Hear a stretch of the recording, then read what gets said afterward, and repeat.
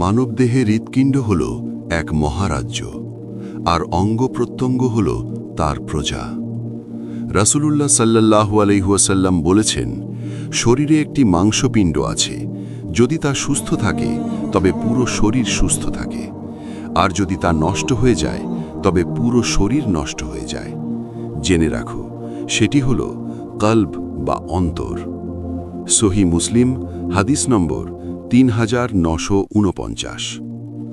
মুমিনের অন্তর হল আল্লাহর মারিফাত ও ভালোবাসার আধার, কিন্তু দুনিয়াবি কিছু বদ অভ্যাস ও পাপাচারের কারণে এই আয়নার মতো স্বচ্ছ অন্তরে মরিচা ধরে, কালো দাগ পড়ে এবং ধীরে ধীরে তা আধ্যাত্মিকভাবে মৃত হয়ে যায়। অন্তর নষ্ট হয়ে গেলে মানুষের ভেতর থেকে আল্লাহর ভয়, ইবাদতের স্বাদ এবং সত্য গ্রহণের যোগ্যতা হারিয়ে যায়। অন্তরকে ধ্বংসকারী কিছু বিষয় রয়েছে, এগুলোকে অন্তরের বিষ বলা হয়। মানুষের সাথে অপ্রয়োজনে মেলামেশা। মানুষ স্বভাবগতভাবেই সামাজিক জীব। সমাজবদ্ধ হয়ে বসবাস করা এবং একে অপরের সুখে দুঃখে পাশে দাঁড়ানো মানুষের সহজাত প্রবৃত্তি। ইসলামও বৈরাগ্যবাদ বা সমাজবিচ্ছিন্ন হয়ে বনে জঙ্গলে বসবাস করাকে সমর্থন করে না, কিন্তু প্রতিটি বিষয়েরই একটি সীমারেখা বা ব্যালেন্স রয়েছে। যখনই মেলামেশা প্রয়োজনের সীমা অতিক্রম করে, নিছক আড্ডা, সময়ক্ষেপণ বা বিনোদনের মাধ্যম হয়ে ওঠে, তখনই তা মুমিনের অন্তরের জন্য বিষাক্ত হয়ে ওঠে। আর এই অপ্রয়োজনীয় মেলামেশা আমাদের অন্তরকে অসুস্থ করে তোলে। রাসূলুল্লাহ সাল্লাল্লাহু আলাইহি ওয়াসাল্লাম বলেছেন, আল্লাহর জিকির ছাড়া বেশি কথা বলবে না, কেননা আল্লাহর জিকির ছাড়া কথা বেশি বললে মন কঠোর হয়ে যায়, আর মানুষের মধ্যে কঠোর হৃদয় ব্যক্তি আল্লাহর রহমত থেকে সবচেয়ে দূরে থাকে। জামে তিরমিজি, হাদিস নম্বর 2411। তাহলে কি আমরা মানুষের সাথে মিশব না?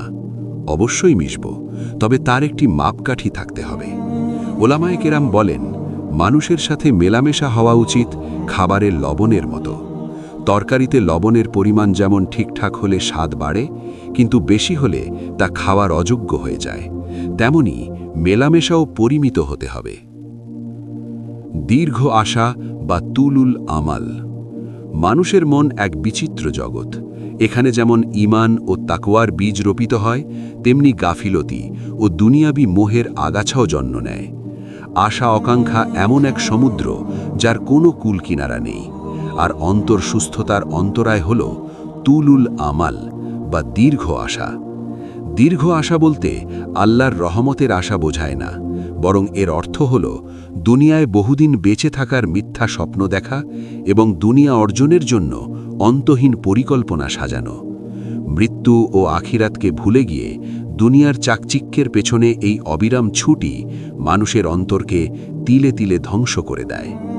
ইসলামী পরিভাষায় দীর্ঘ আশা হল এই বিশ্বাস লালন করা যে আমার মৃত্যু এখনই হচ্ছে না, হাতে অনেক সময় আছে, বার্ধক্যে ইবাদত করব, আগে দুনিয়াটা গুছিয়ে নিই।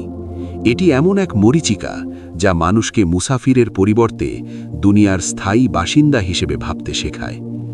রাসূলুল্লাহ সাল্লাল্লাহু আলাইহি ওয়াসাল্লাম একবার সাহাবীদের সামনে মাটিতে একটি চতুর্ভুজ আঁকলেন, তার মাঝখান থেকে একটি রেখা বাইরে বের করে দিলেন। তিনি বললেন, বাইরে বেরিয়ে যাওয়া রেখাটি হল মানুষের আশা, যা তার হায়াত বা আয়ুর চেয়েও দীর্ঘ। সহিহ বুখারী, হাদিস নম্বর 6417। অর্থাৎ মানুষ এমন সব পরিকল্পনা করে যা বাস্তবায়ন করার মতো আয়ু তার নেই। আলী রাদিয়াল্লাহু আনহু বলেন, আমি তোমাদের ব্যাপারে দুটি বিষয়কে সবচেয়ে বেশি ভয় করি। এক, কুপ্রবৃত্তির অনুসরণ, যা সত্য থেকে দূরে সরিয়ে দেয়, আর দুই, দীর্ঘ আশা, যা আখিরাতকে ভুলিয়ে দেয়। মুসান্নাফ ইবনে আবি শাইবা, হাদিস নম্বর 34495। আল্লাহ ছাড়া অন্য কারো সাথে গভীর সম্পর্ক রাখা, এটি অন্তরের জন্য সবচেয়ে বেশি ক্ষতিকর। এর চেয়ে অনিষ্টকর আর কিছু নেই। বান্দাকে আল্লাহ থেকে বিচ্ছিন্ন করে রাখতে এটি মূল ভূমিকা পালন করে। এটি কল্যাণ ও ভোগাগ্য থেকেও ব্যক্তিকে বঞ্চিত রাখে, কারণ কেউ যখন আল্লাহকে ছেড়ে অন্য কারো সাথে সম্পর্কে জড়ায় তখন আল্লাহ তাকে সেই ব্যক্তির ওপরেই ন্যস্ত করেন এবং তার মাধ্যমেই তাকে অপমানিত এবং অপদস্থ করেন। ফলে যে উদ্দেশ্য নিয়ে সে সম্পর্ক রাখে তাও সফল হয় না, সব আশা উদ্দেশ্য নস্যাৎ হয়ে যায়।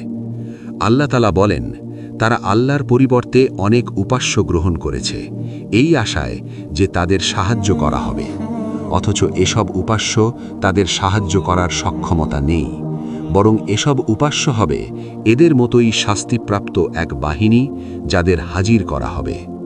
সূরা ইয়াসিন আয়াত ৭৪-৭৫। সর্বদা পরিতৃপ্তির সাথে আহার।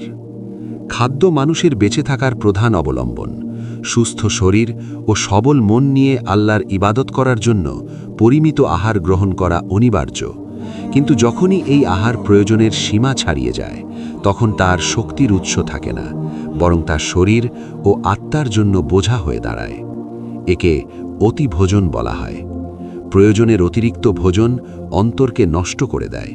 ইমাম গজ্জালি রাহিমাহুল্লাহ বলেন, পেট হল সমস্ত প্রবৃত্তি ও আবেগের উৎস। একে নিয়ন্ত্রণে না আনলে আত্মশুদ্ধি সম্ভব নয়। মিকদাম ইবনে মাদি করিব রাদিয়াল্লাহু আনহু বলেন, আমি রাসূলুল্লাহ সাল্লাল্লাহু আলাইহি ওয়াসাল্লামকে বলতে শুনেছি, পেটেই চেয়ে মন্দ কোনো পাত্র মানুষ ভরাট করে না। পিঠের দাঁড়া সোজা রাখার মতো কয়েক লোকমা খানাই আদম সন্তানের জন্য যথেষ্ট। আরও বেশি ছাড়া যদি তা সম্ভব না হয় তবে পেটের 1/3 খানার জন্য, 1/3 পানির জন্য, আরেক তৃতীয়াংশ শ্বাস প্রশ্বাসের জন্য রাখবে। জামে তিরমিজি হাদিস নম্বর 2380। বেশি বেশি ঘুমানো। ঘুম মহান আল্লাহর এক অশেষ নেয়ামত। সারাদিনের ক্লান্তি দূর করে শরীর ও মনকে পুনরুজ্জীবিত করার জন্য ঘুমের কোনো বিকল্প নেই। আল্লাহ তাআলা কোরআনে বলেছেন, আমি তোমাদের নিদ্রাকে করেছি ক্লান্তি দূরকারী। সূরা নাবা আয়াত 9। কিন্তু প্রতিটি নেয়ামতের মতো ঘুমেরও একটি সীমা রয়েছে। যখনই সীমা অতিক্রম করা হয় তখন তার বিশ্রাম থাকে না, তা পরিণত হয় ব্যাধিতে। অতিরিক্ত ঘুম অন্তরকে মৃত করে দেয়। এটি মানুষের মূল্যবান হায়াতকে সংক্ষিপ্ত করে দেয় এবং অন্তরকে আল্লাহর স্মরণ থেকে গাফিল বা উদাসীন করে ফেলে। মাদারিজুস সালিকিন অবলম্বনে।